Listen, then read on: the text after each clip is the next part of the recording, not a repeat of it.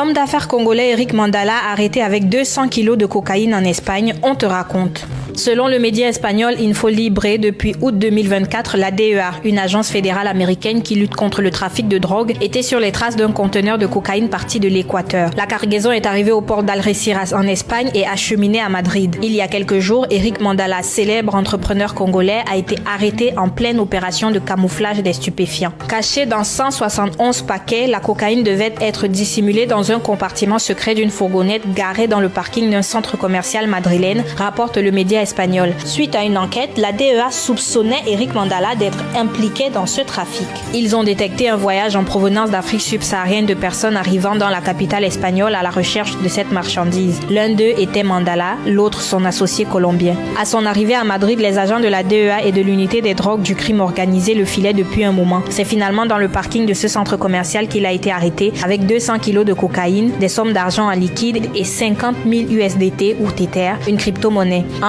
RDC, Eric Mandala est connu comme un homme d'affaires prospère. Il a notamment investi dans la pisciculture, l'audiovisuel, la restauration, l'industrie.